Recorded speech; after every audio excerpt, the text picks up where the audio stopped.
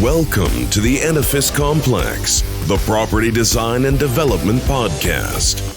Let your hosts Adam Muggleton and Robert Bean keep you up with who is innovating and doing great work, perspective on the adjacent possible, and challenges to the status quo.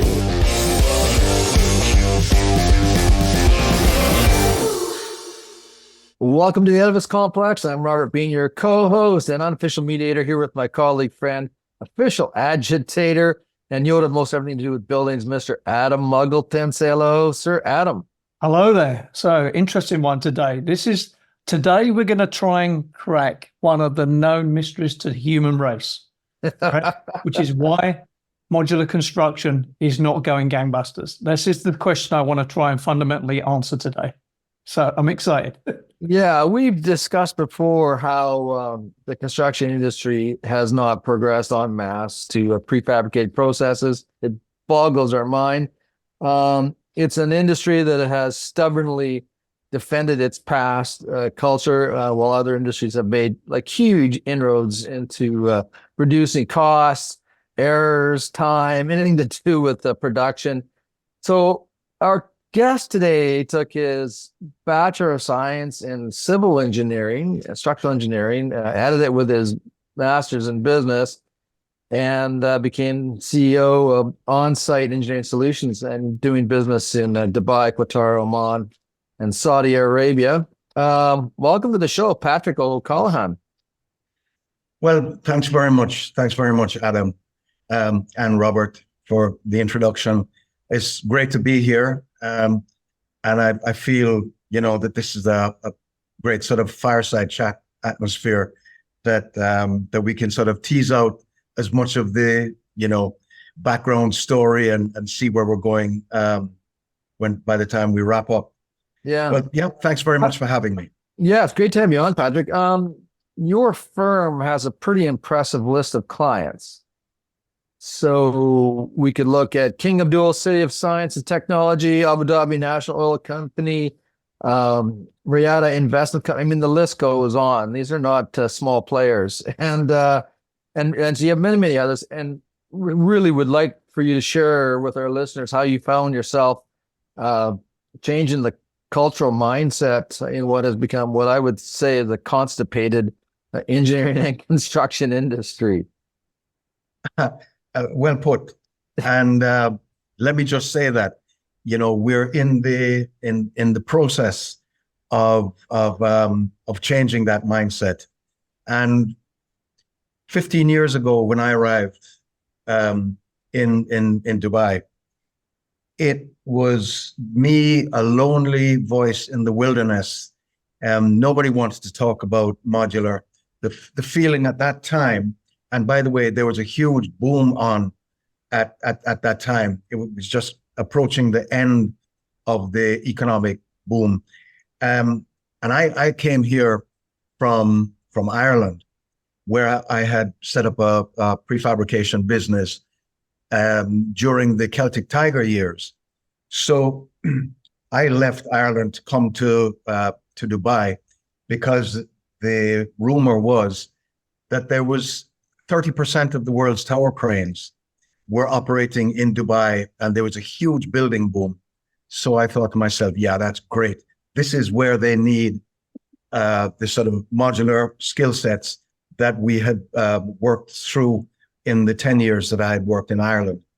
And but arriving here, the mindset was very, very sort of not very forward thinking as far as modular construction was concerned, because the thought process was that labor in this region of the world is cheap. And what's the point if you want it done faster? Just throw more bodies at the problem.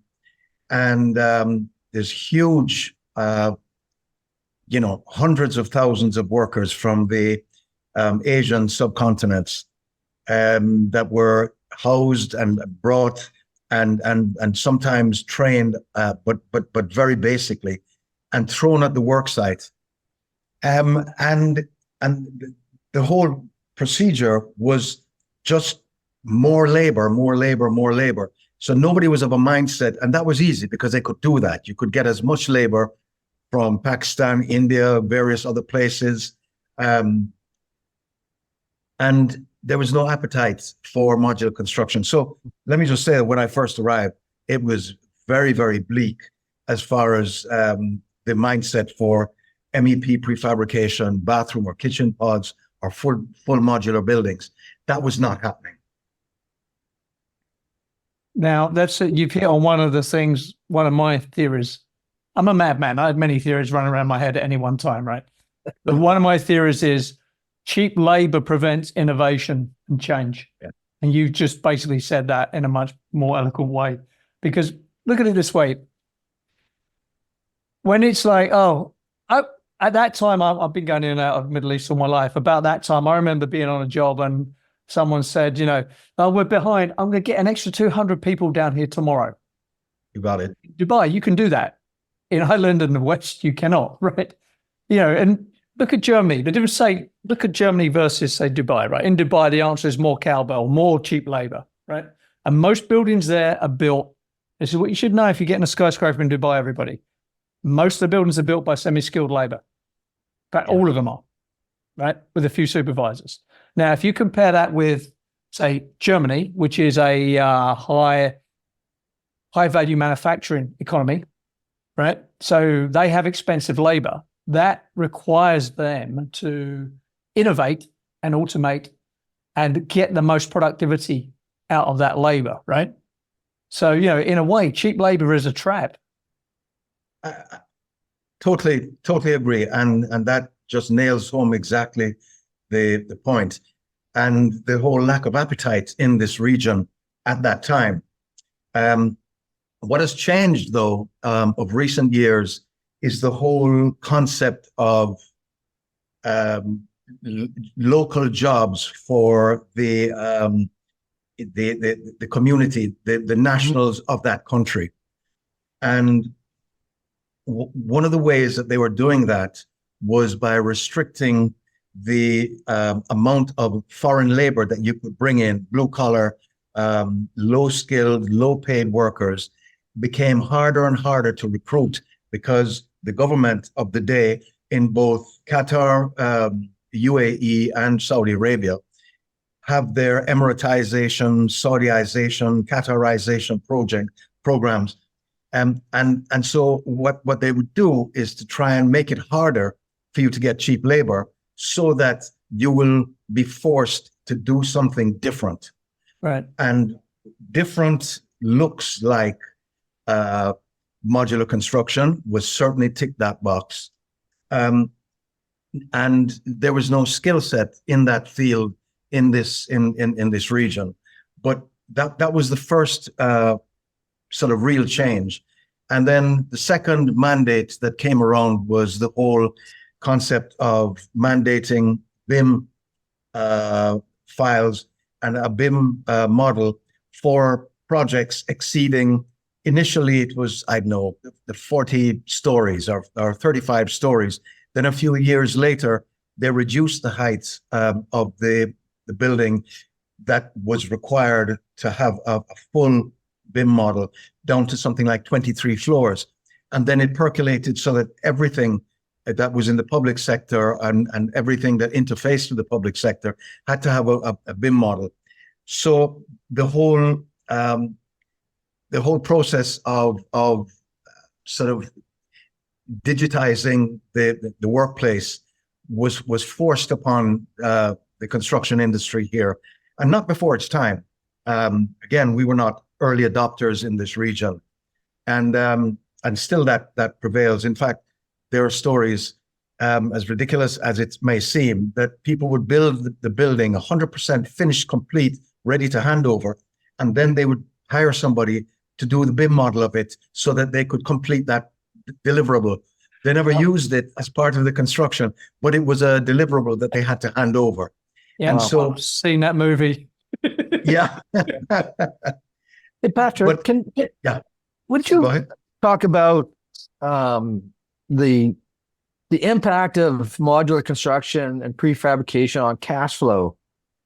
And when I keep thinking about, the whole drive for stick building stuff, and you're financing a lot of these projects on the backs of the vendors or the tradespeople. When I look at the cost of money and the cash flow impact by buying modular stuff, I mean, as soon as it's on job site, you can invoice for it.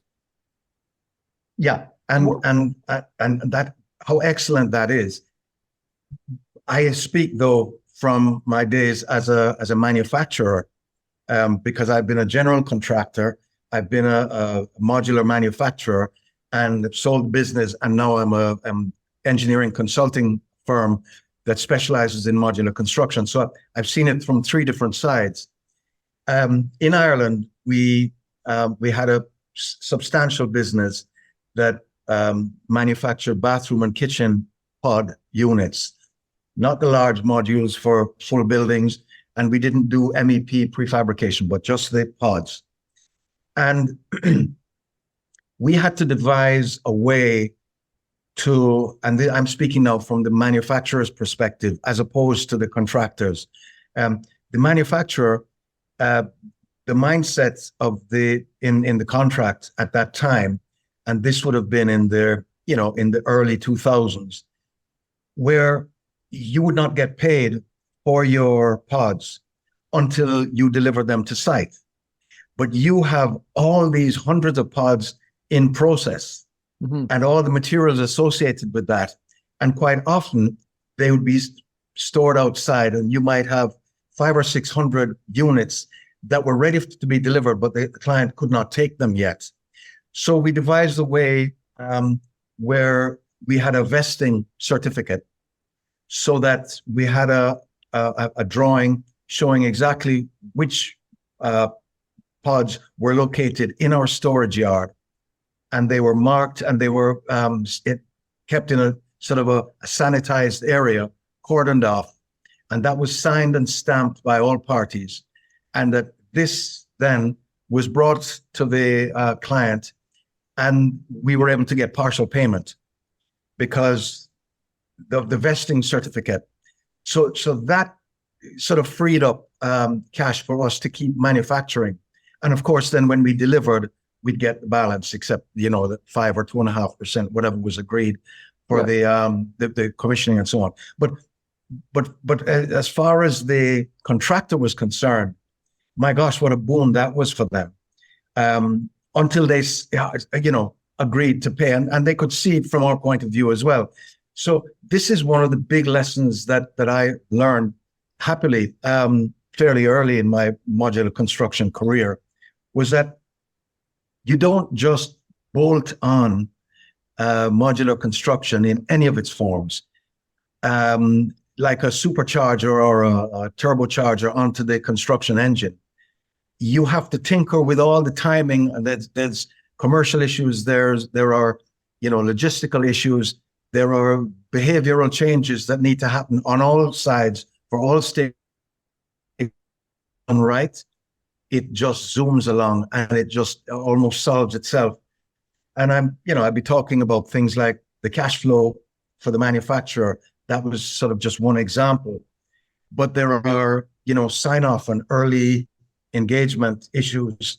And I'd, for example, even recently, be looking for a sign off on a material spec that is going to be encased within the module or the pod or the MEP rack. And this was something we needed to do early, because we needed exactly the shop drawings or the BIM model or the object from the supplier that we could integrate into our digital representation. And this was at a stage in the contract where the contractor was still digging down 2-3 floors below ground surface to put in the underground car park. They weren't ready to talk about what tiles are going to go on the wall, or what, sort of push buttons for the WCs or the shower heads, things like that, but we needed that early, and we needed approvals early. Yeah. So that became a sort of a go-to in the discussions during the contractual negotiations. that we must have sign off on the design early. We must have materials approval early. We must be able to engage with the main contractor early so that we can have a discussion about the usage of cranes because whenever we are delivering, there are big bulky items coming in, and we need to be able to have crane time that can lift off the units, big, small, medium, whatever they may be, and insert them into the building. So there are things that don't generally happen in this way in a traditional construction, but that conversation needs to be had and needs to be had early to make it work. And I have the scars on my back from, discovering that process. There's another area that, of course, is quite important, and that has to do with quality control and commissioning of packages before they get delivered to the job site and the benefits of that. Yeah, isn't that the truth? And, even just the sheer logistics and handling of the various different types of modules. I love this subject and I love this business. And I'm so happy to see the direction that it's going. And we'll talk about that, no doubt, later in this region and what's kicking that off and what I expect for the future. But simple things like method statements for lifting and loading, unloading, handling, installation, and so on. A lot of contractors who have no experience in this field come to us nowadays to help them through the process as consultants, and we will have some of our officers on site, we'll train them and so on. But when I was a manufacturer, the way we would handle that process is that we didn't want to get dragged into the complete end-to-end process where we're responsible for delivering, installing, commissioning, everything right up to the very end.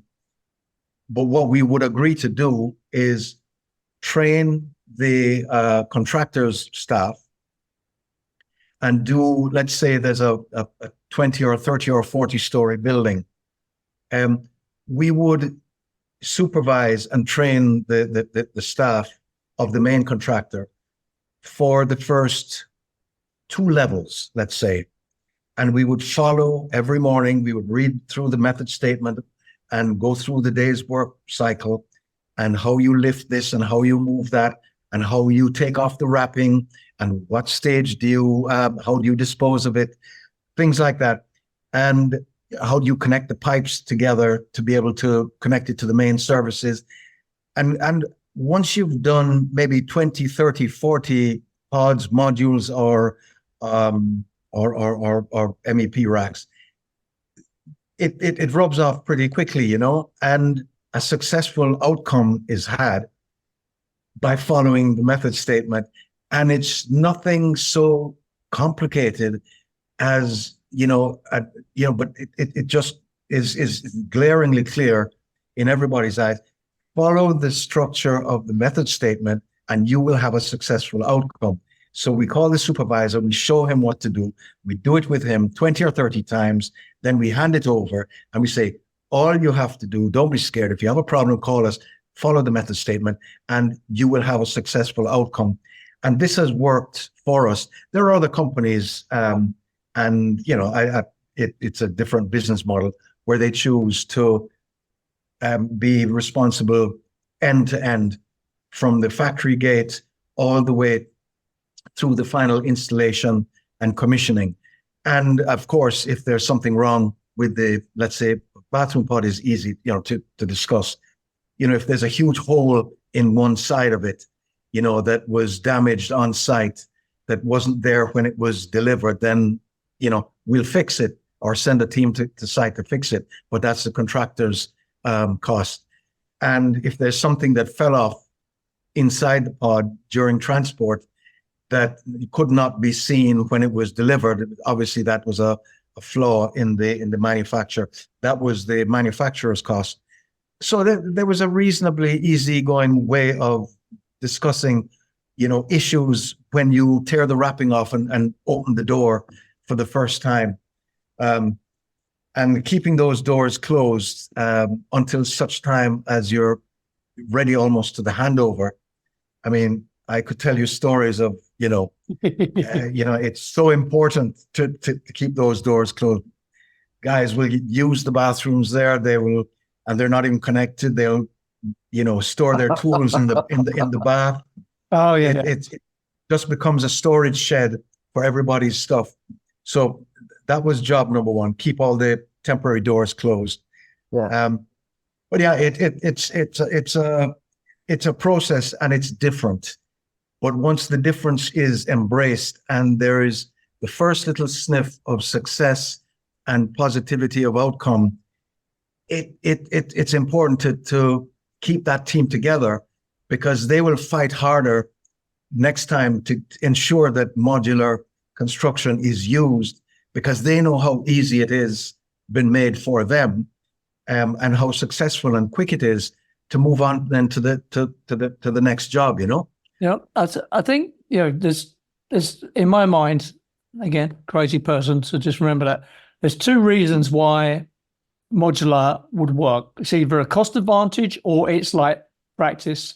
So I did a job just before COVID, which was I got involved by a very sort of indirect route. It was Canada Petroleum Company, who shall be nameless, were having these pods built in China and then shipped over on a boat and then just put in, plug and play, go. So it was process sort of engineering, but the common practice there is off-site modular for a lot of stuff. So it was like process engineering meets built environment engineering.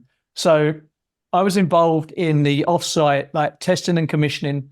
So we did design review, we sent a team there, they tested it all in situ in the manufacturer's space. Then when we signed that off, sealed it, like bubble wrapped it, sent it over, and that seal was not broken until it was in place and then inspected. So that worked. And it was the first time in my career that I'd seen that work from end to end. But there was a cost to that, right? It was like process and petroleum engineering has a different cost base. So for modular in the built environment, it has to be premised on cost saving, right? Surely. Well, that's what ultimately drives the one way or the other. It does come down to cost. Yeah. And when I'm asked how much cheaper is it, the question then I asked in return is, hang on a second, why should it actually be cheaper? If you get your building with fewer flaws and better quality and easier maintenance, if you have a successful and quick construction period, and your client is able to get ROI on his building quicker, why should it also be cheaper? And to be honest, having been a manufacturer for many years prior to being a consulting engineer, it is cheaper. But here's the thing, getting into the manufacturing of prefabricated modules of any sort is a capital intensive and a costly business to kick off. And it's not like your construction site, which you both well know, where you move your teams and your offices around from site to site in porta cabins, and this is staff that is permanent. And if you've got no throughput, if you've got no clients, you still have the cost, the capex, and the running costs of your factory, and your natural tendency is make hay when the sun is shining. And what we used to do is that we would take, as manufacturers, as my manufacturer's hat, the attitude that our competition was not the other modular manufacturers. Our competition was traditional construction. Yes. Having come from a traditional construction background, we knew chapter and verse of the financial modeling and the cost modeling of traditional construction and what it would cost if you did the same job in a traditional way, scope for scope. And of course, we had our own internal modeling for the costing and pricing of jobs for our modular construction.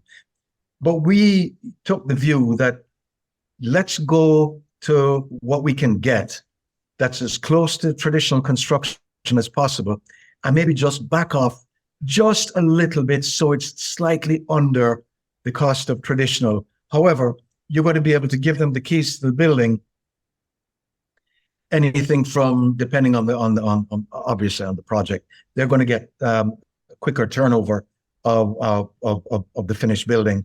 Yeah. And that has a value to them. And we make sure to point that out. So that even at the same cost, that is a savings. You've got your less staff on site, you've got fewer overheads, your tower cranes and your rented equipment and all those overheads are cut shorter by the shorter build time. And then the contractor gets a chance to move on to another job and make good, clean money, hopefully using modular construction there as well. The client is happy, because his building has been turned over nice and quick, and he can get, heads on beds quicker.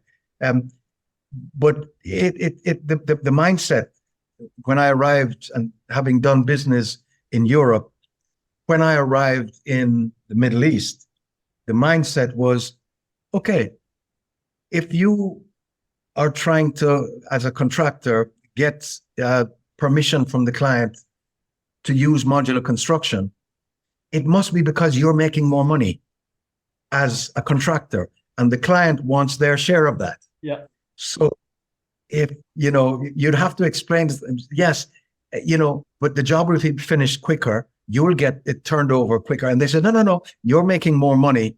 That's the only reason why you want to use modular construction as a main contractor. So we had to develop a way of dealing with that mindset, both as a consulting engineer and as a main contractor. But in the Middle East, that was very much the viewpoint. There's only one reason why you want to do something like that, is because you're making money, better money, and we want our share to be shared with the client. So see what you can do for us. So, it's more sophisticated now, and there's a greater realization of the way things, how it works and what the benefits are. Yeah. Patrick and Adam, I have a question for both of you. When we look at buildings in North America, most of them, like 80% of them, 70% of them are actually under 20,000 square feet. It's small, right?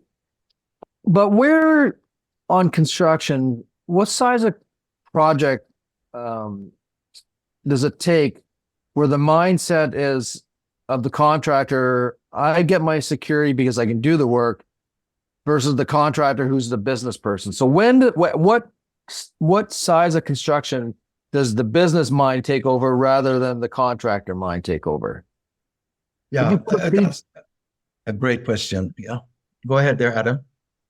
Well, I think, so for me, again, cynical madman, basic residential, no one cares at all in any way, shape or form, because you can sell basic residential ownership, particularly in the Anglo sphere, is a cult. You can sell any box of rubbish and they will go and get a mortgage and buy it. So at that point, nobody cares, right? It's when you get into high-rise resi or any commercial building, then the business line takes over. Then it becomes about cost and cost management. That's my answer. Good. Bizarrely, I've actually had clients, when we were manufacturers, ask us, look, guys, take longer to give us the pods, but charge us less, which is exactly, the reverse of what we were trying to do. We were trying to charge the same as traditional construction, but give it to them but they weren't prepared to take them as quickly as we could give them. So they're saying, no, take your time, but charge us less. So from the industry viewpoint, when as a manufacturer, and I'm lucky that I can look at it from the contracting side, the manufacturing side as also the go-between now that we are consultants for the clients and sometimes contractors. The mindset is that for let's say a bathroom pod project, and it's very similar for building modules as well, full building, rooms and so on that come together to form either residential or hospitality assets. If you've got a project that is greater or equal to maybe 50 or 60 rooms, 50 or 60 pods, that was a project that would give a savings to the client and to the contractor. But the engineering cost that is front-end loaded, that is a bit more complex than what is done, all the digitization and all the early approvals and the supply chain stuff, and basically setting up the manufacturing. There's a lot of pre-engineering that goes into that. And if you can only write that off over 40 or 35 or 40 modules, then from a commercial perspective, you can't charge enough to, and the client, unless they're really wanting it, absolutely urgently and quickly, they won't pay the extra cost that your engineering front-end loading is going to have on that. However, anything, 80, 100, 150, 200 in some big jobs, you'll have, 1,500 pods. Then the engineering, as long as the number of types has been engineered, to a reasonable minimum, then everybody's happy with the price structure. You've got good throughput. So from that point of view, that just gives you sort of a quantum of makes sense. Yeah, actually, numbers really of modules. Yeah, because what you're saying there is, which is what you don't see on most construction jobs. As a manufacturer, you need to achieve economies of scale and get the marginal cost of production down, right?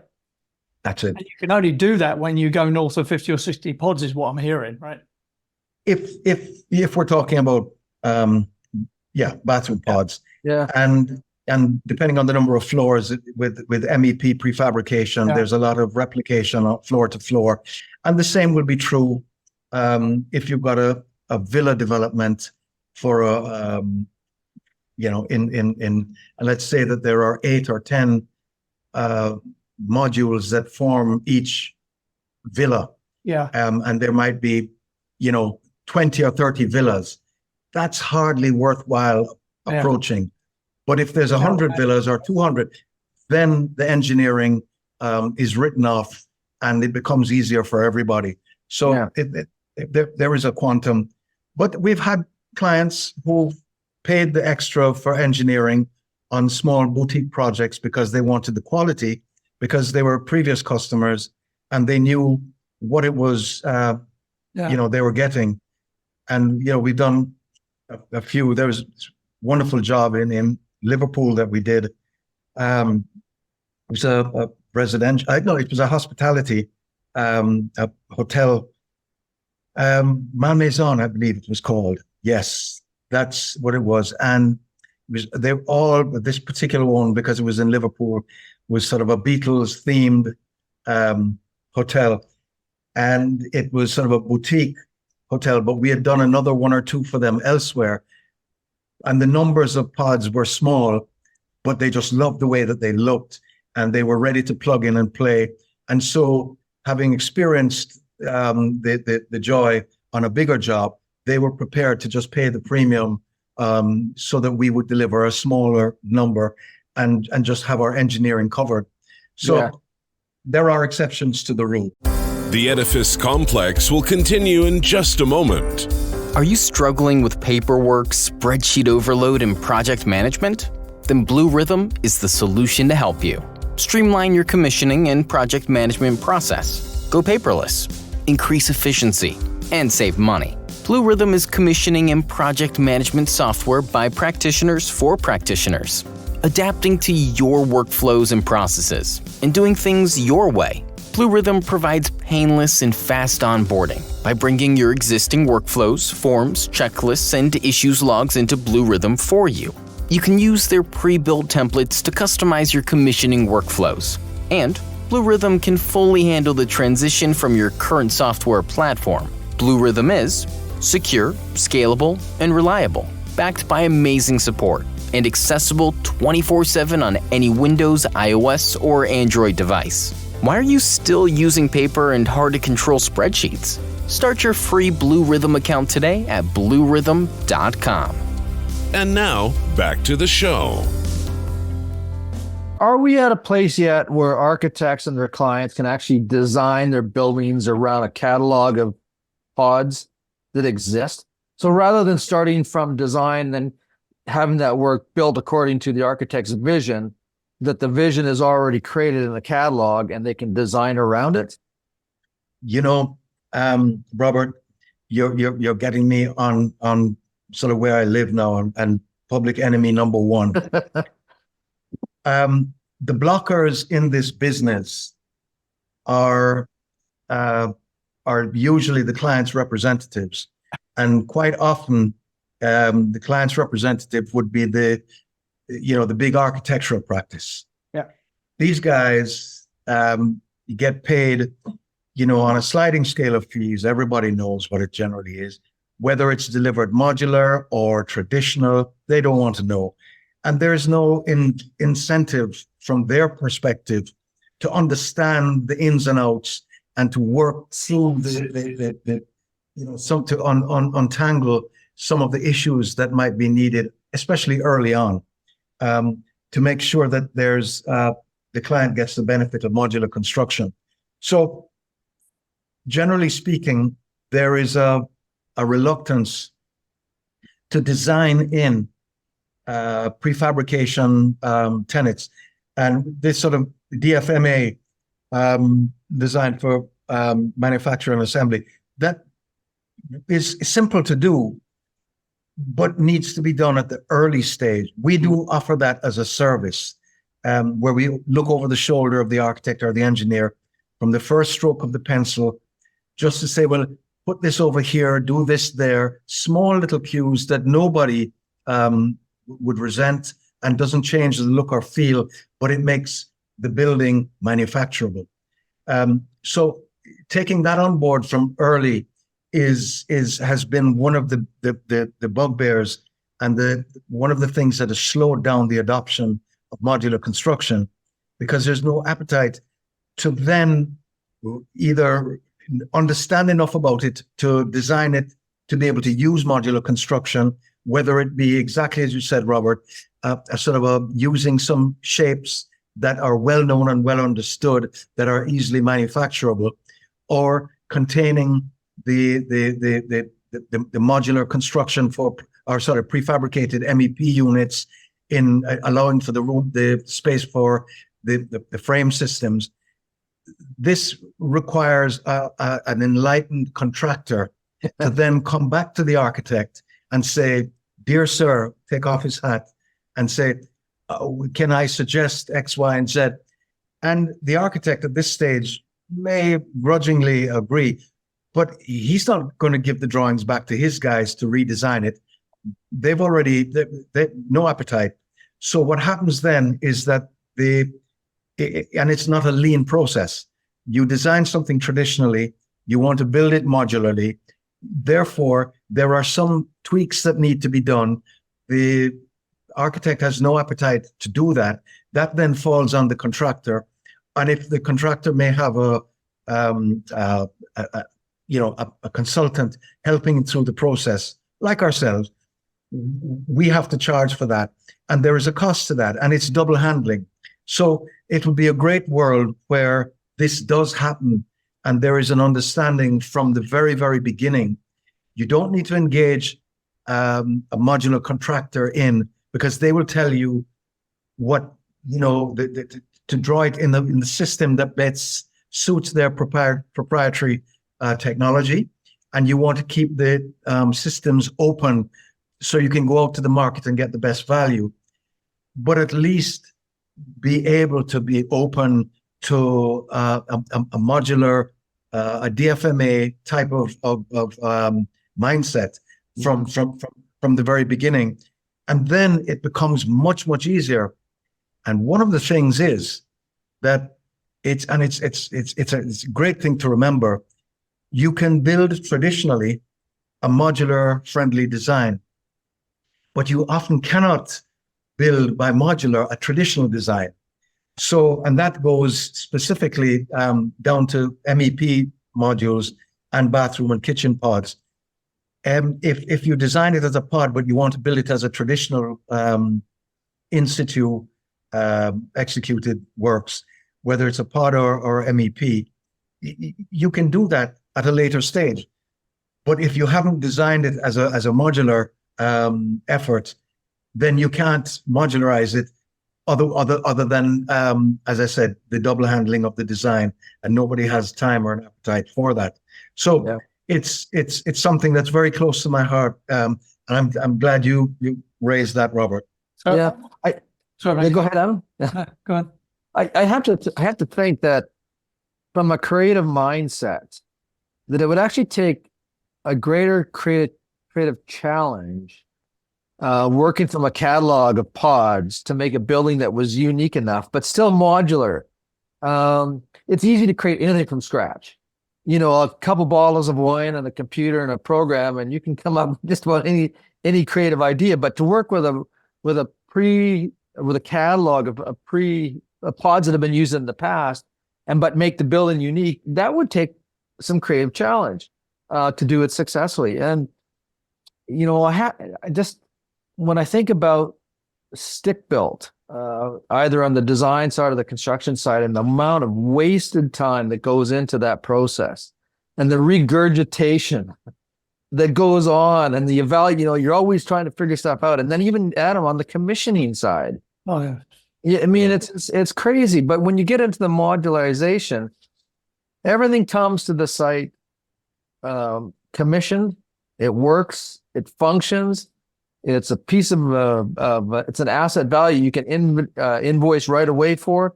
It just financially makes sense. From a project management, it makes sense. And yeah, here we are talking about how constipated it is. So let's talk about that. I want to talk about Saudi Arabia, but before we do that, I want to talk about two things: barriers to why it's not happening and common, and China. So one leads on to the other. Let's start with the barriers.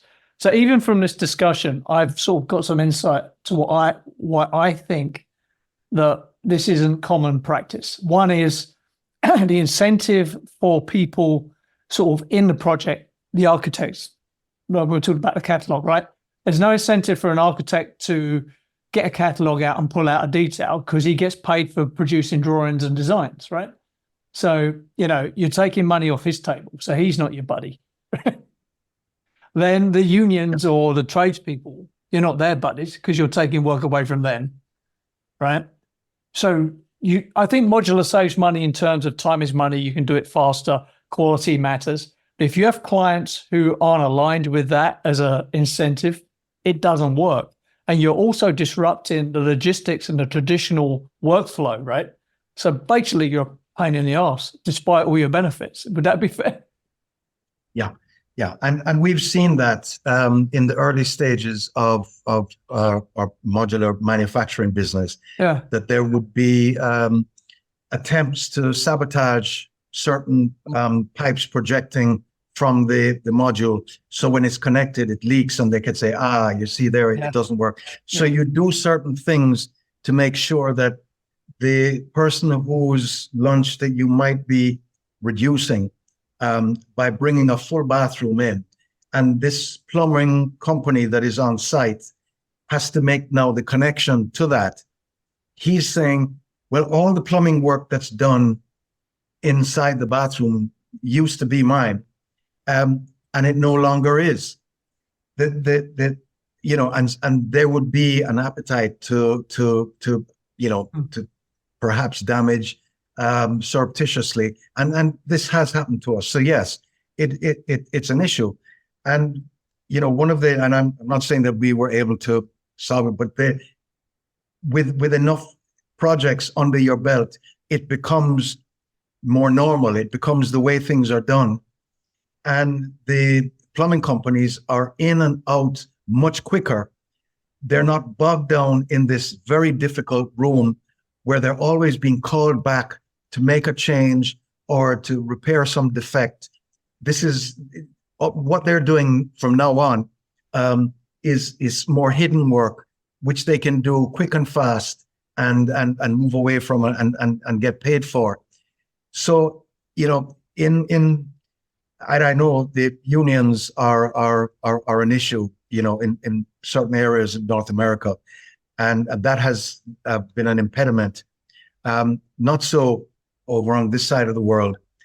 The architects, I think that the issue of being constrained to a catalog and the look and feel of the building and my creative flair is being constrained, and you're handcuffing me by giving me this catalog, that would never really be acceptable. However, there are some basic shapes that work, and even just a very basic floor plan of half a dozen modular forms or bathroom shapes that fit in, different scales of building and different star ratings of building.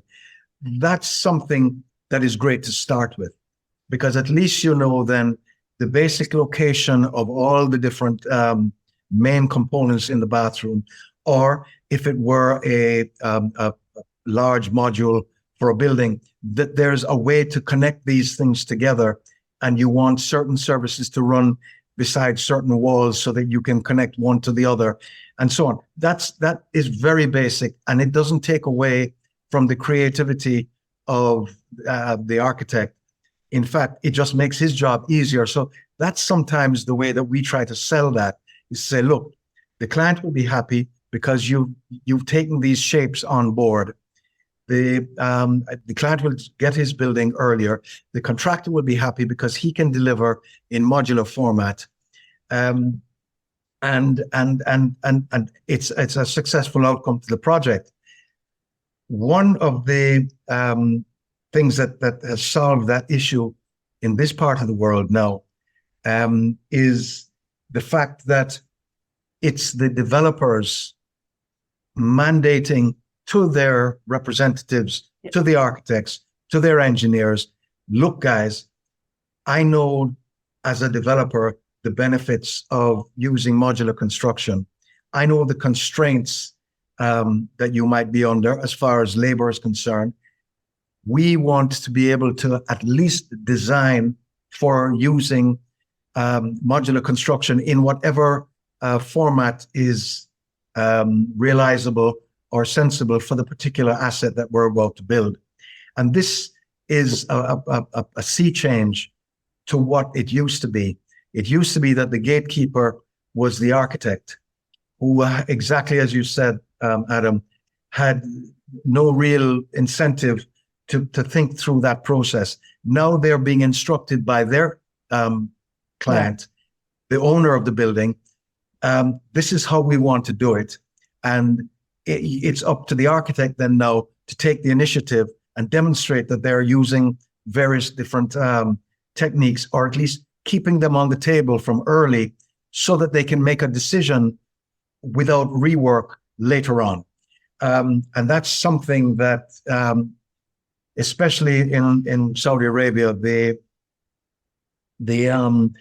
scale of projects that are seemingly, and everything I see is absolutely clear that there is a very go-ahead mindset, and there is real work being done on Giga projects up and down and throughout the kingdom.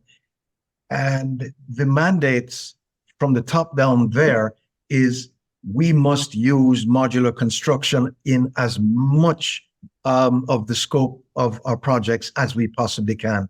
And the reason is they can't achieve their timelines unless they do that. Now, to do that, there's huge importation of modular units of all types from China, from Malaysia. There's prefabricated units coming in from Turkey, and various other places. There's very little capacity currently in Saudi Arabia.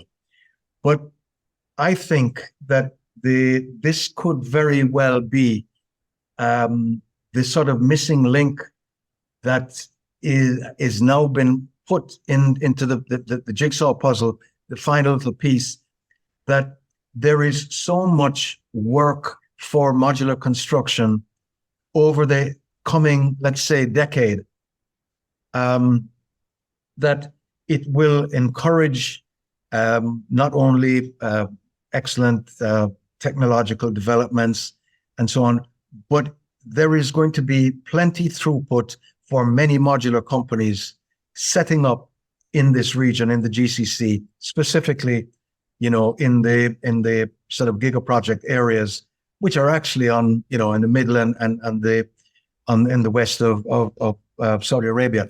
And so I went to a supplier engagement forum. In fact, actually, Adam, I think that's where I first met you.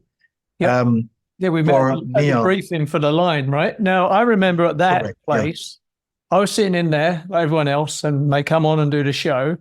And their message I took away was, particularly if I was in your business, they say, we want to do construction on an industrial, unheard of scale before. Obviously, they'd not been to China, but let's say that, right? And then, so what they're saying to you, particularly, as well as me, was open an office near these jobs, open an office in Western Saudi Arabia, invest, and we will give you the work, right? Yeah. That's what they're saying. Come, we're building it. You invest, we'll give you the work. So if you're a modular contractor, construction firm, really, it should be, all guns blazing, right? Yeah. And the appetite to do that from very far away would be a little bit tepid. But for people who understand the region and will, are not scared of setting up in Saudi Arabia, they will be, early adopters that will get huge benefit and already are. And there are modular construction companies that have moved their entire operation from Dubai over to the Neom Red Sea area to be able to service those large projects.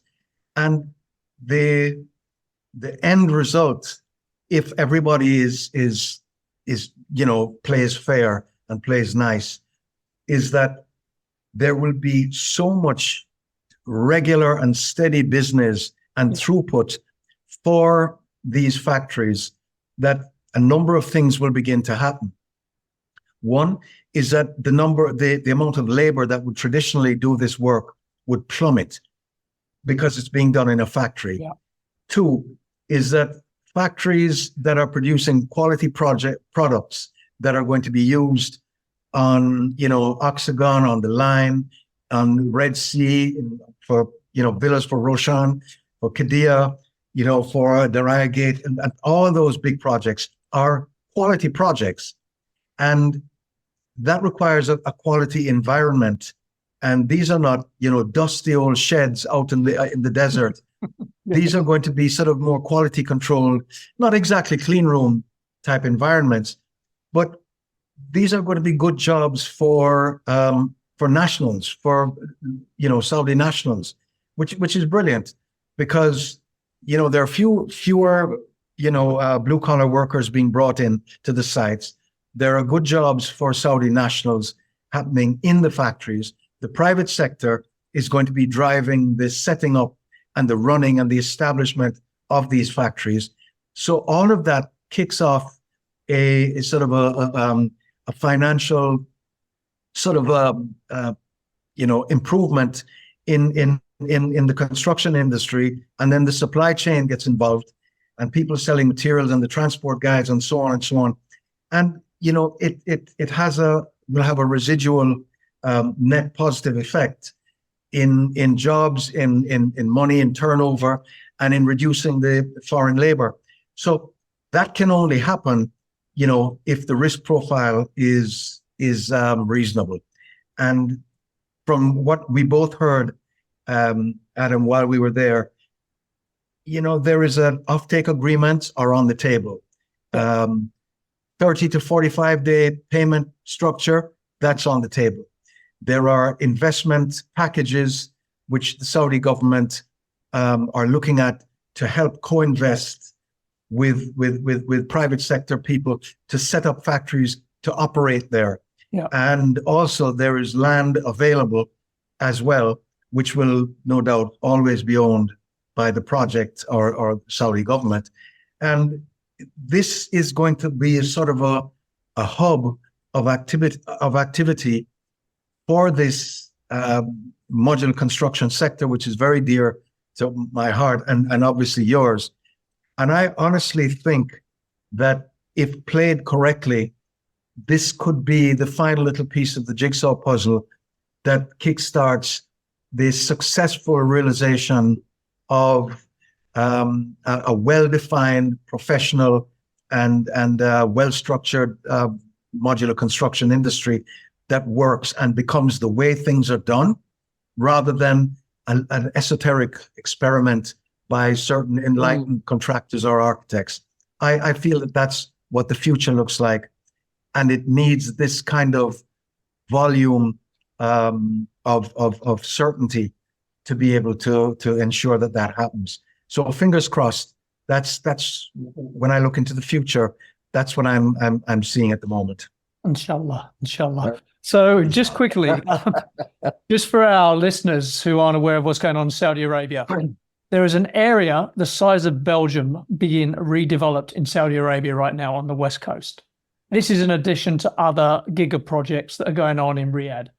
So a Giga project is basically, the general definition is something over $1 billion, pretty much, right? There are multi-billion-dollar projects everywhere in Saudi Arabia.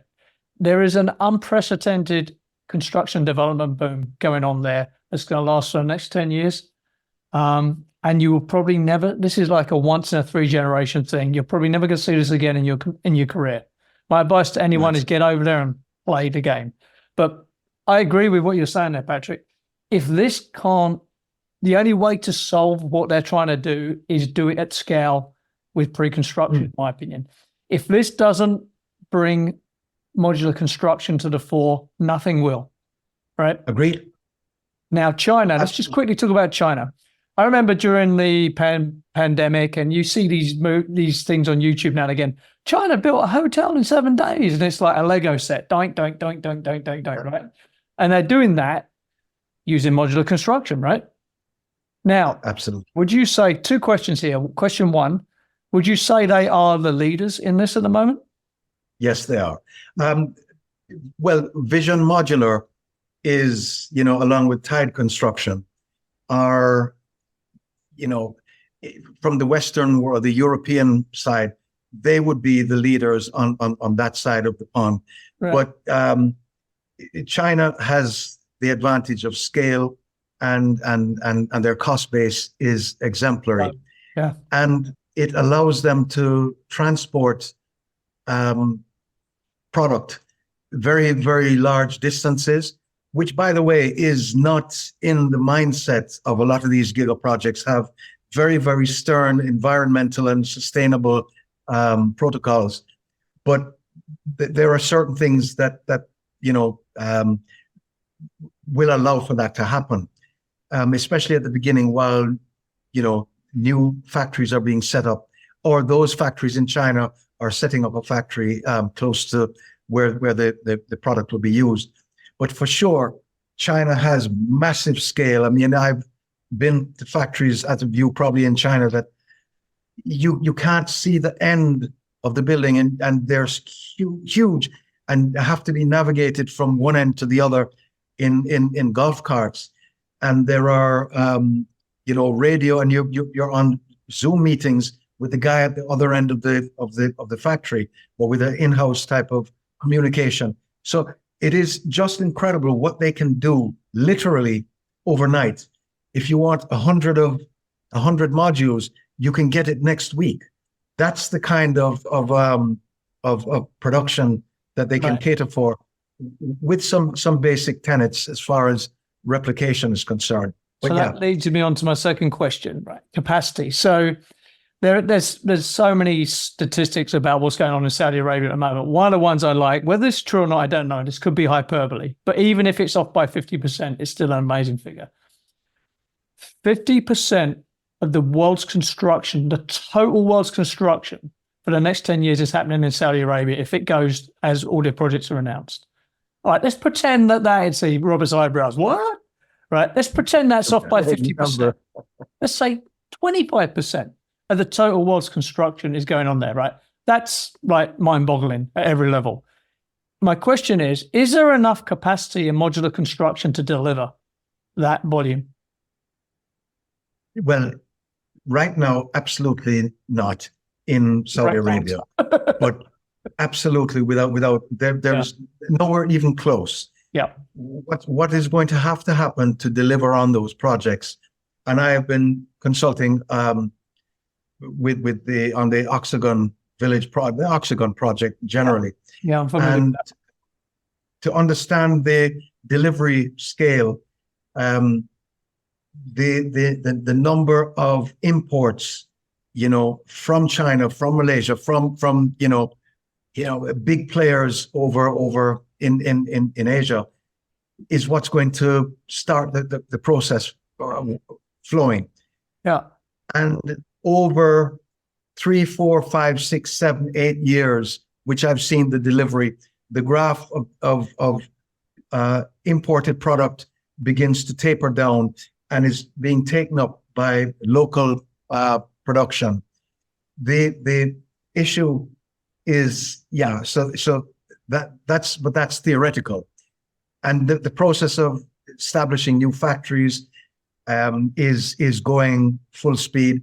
And Saudi Arabia do have an incentive through the Building Technology Stimulus Initiative to try and fund and co-develop and co-fund new modular construction factories.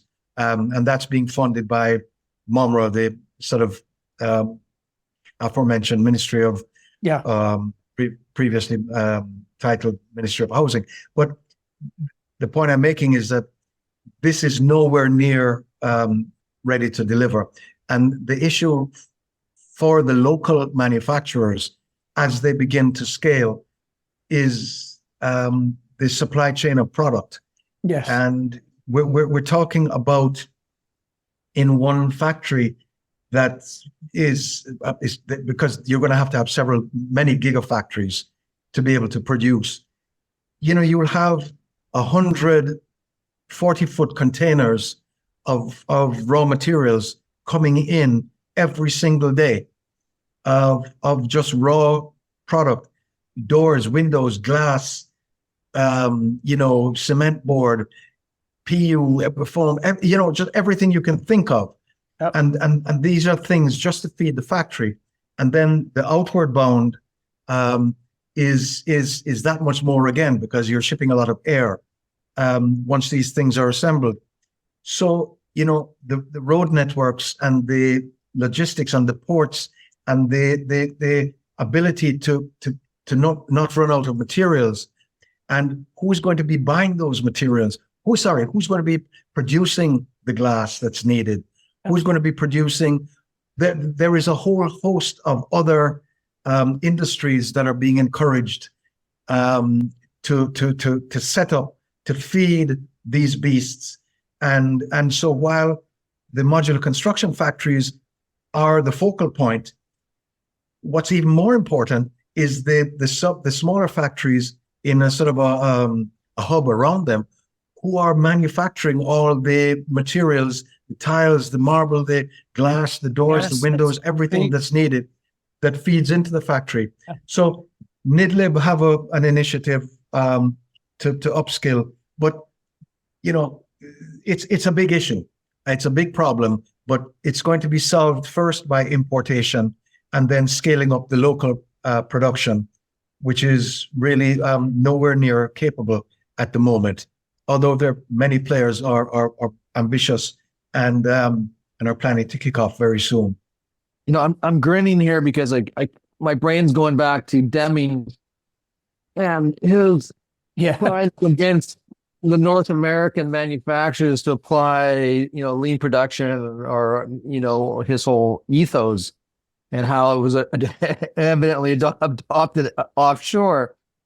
This activity, like my eyebrows raised, because the critical mass of such a large project is going to really embarrass America again. Yep. And I said, not the United States, the continent of North America, which holds very dear its pride in production, manufacturing, all that kinds of stuff. But it is so reluctant to change. And here you are in another part of the world where it's like, if you don't do modular construction, you'll never achieve your goals.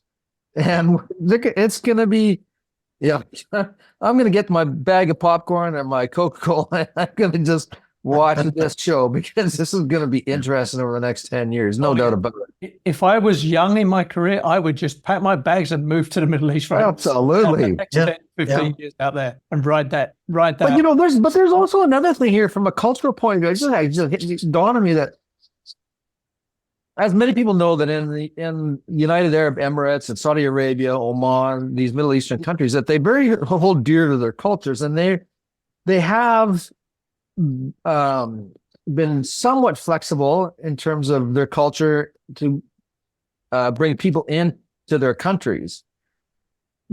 But there has to be a concern for their cultural observers having all of these new individuals coming into their country. I can just see thousands and thousands or millions of people. When you use modular construction, it allows you to some degree to hold on to your culture. Yep. Because you're putting a box around the boundaries and you're saying you can bring the stuff in and you can build it however, whatever your culture is.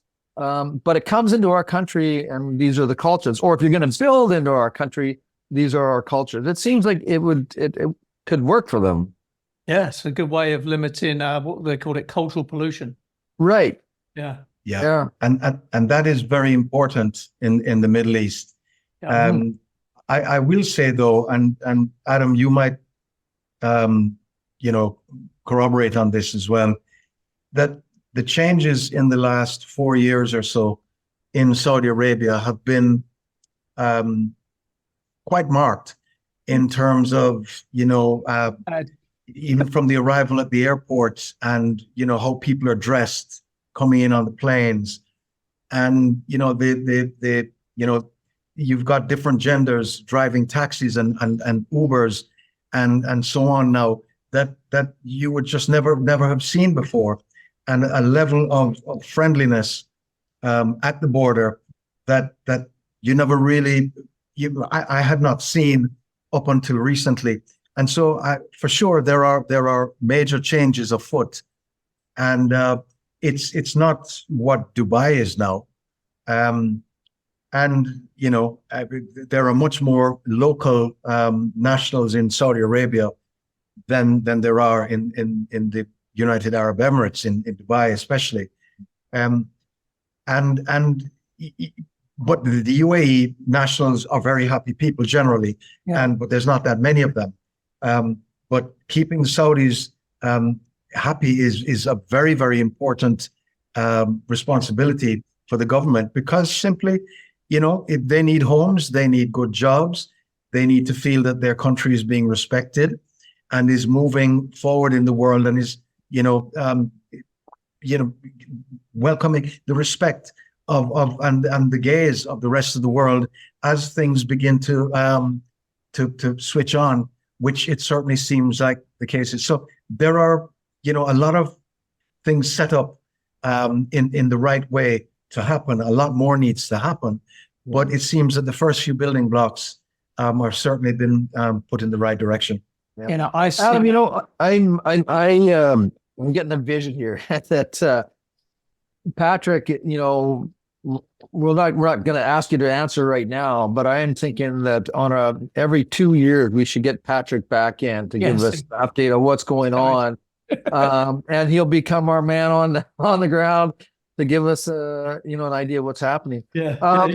We're 11 minutes after the hour here. Yeah, we need to wrap up now. Yeah. So let's do a couple of quick fire questions. You want to go first? Yeah, sure. So, all right. So, Patrick, you have retired and you've left your mark on the industry, and some Ivy League architectural program at some university somewhere in the world, who have been indoctrinated to, extract as much creativity out of it as they can.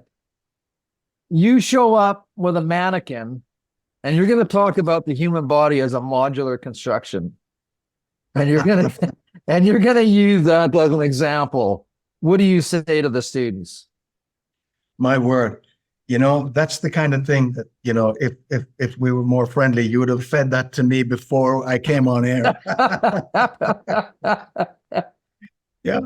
Well, I suppose I would have to revert back to my original sort of concept that you can't just, use modular construction as a bolt-on. So, for example, you've got this mannequin beside you, and you have to structure it in a slightly different way to make it work.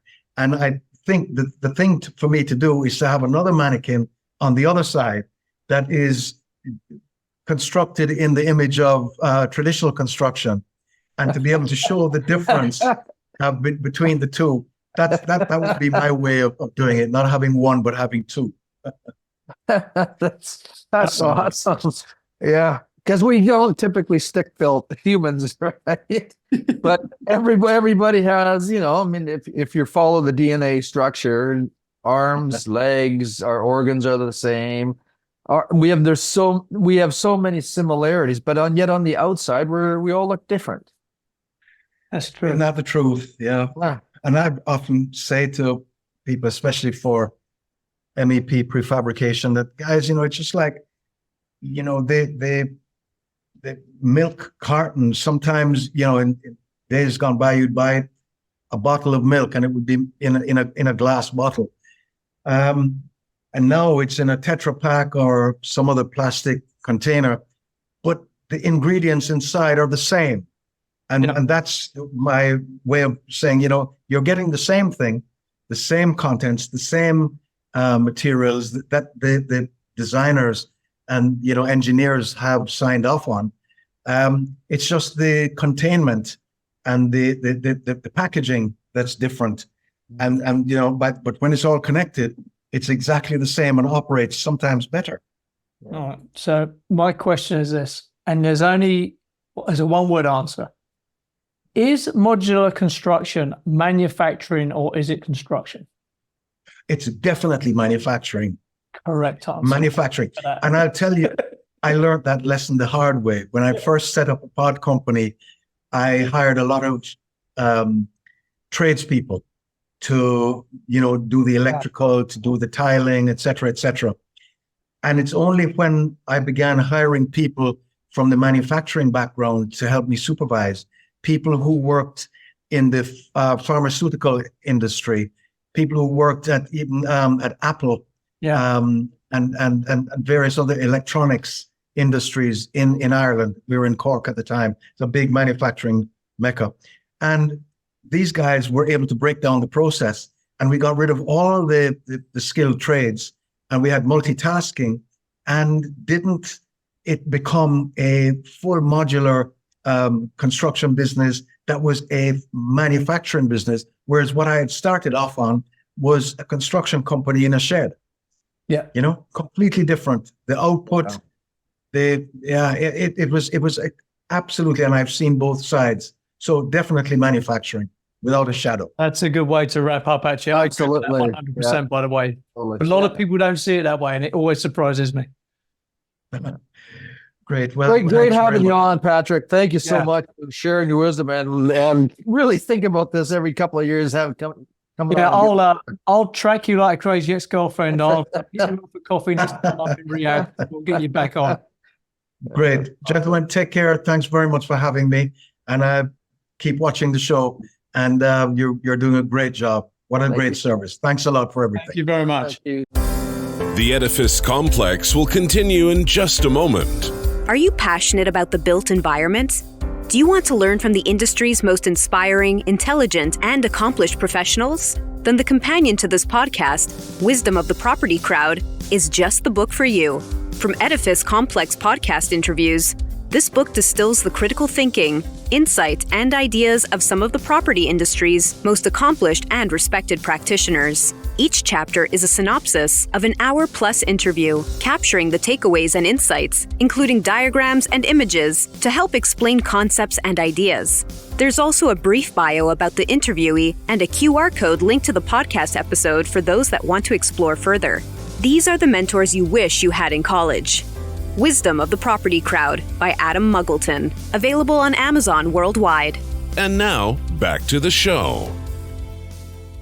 Adam, that's awesome to find Patrick and to have Patrick be willing to join us with. He just dumped a ton of wisdom. And, for our listeners, if you have any tentacles into the construction industry that can move us away from this archaic methods that we have here, we have to stop doing it. And I was serious about being a spectator on this Saudi Arabia stuff because I don't know of anything else right now in the world that would draw so much attention to the way things will be in the future. I mean, if they can make all of this go the way that Patrick was talking about it, ignoring that is to your own peril. It's hard to explain the scale of what is going on in Saudi Arabia. I mean, I'm sort of inoculated to it, and every time I go there, there's another $20 billion job I wasn't aware of that will buy every week. It's just ridiculous how much is going on there. It's a bit like trying to develop a whole country from scratch, a redo. It'd be like Canada going, you know what? Don't like any of this. Let's just redo everything, all of it right now. What's the in 30 or 100 words or less? Where's the financial engine of this whole thing? So there is a company called Saudi Aramco, which is the national oil company. Right. So the way it works is, I think last time I looked, and I know this because a friend of mine who lives in Saudi has a local stock market account, and you get the heat map and it shows you the relative size of firms. And Aramco is like literally half the Saudi stock exchange. Right. Oh, wow. So this thing is, Saudi is not, if not the largest, the second probably oil producer in the world. It's the market. It sets the price because it's the biggest producer, right? Or one of the biggest producers. That money comes out the ground and it funds all of Saudi Arabia, right? And then a lot of that money gets funneled into a thing called PIF, the Pension Investment Fund. And PIF is the money behind, it's a sovereign wealth fund. It's the money behind all this redevelopment. So the money comes from Saudi Aramco, pays for government services and various things, and a lot of it goes into PIF, and PIF are trying to invest it. And what they're trying to do, when I first went to Saudi in the early 80s, I was at the end of the first boom, where they were just going from being like a nomadic country to like a country with cities and things and skyscrapers. And that was done, but not at this scale, right? So what they're trying to do is like re-up the country. And what they're trying to do this time is, rather than do a one-time investment, do an investment that generates other industries and other economy. So they're trying to not only redevelop the country and create a tourism industry. I saw a tourism advert on my TV last night in Canada, by the way, right? So the idea is people can go there for vacations.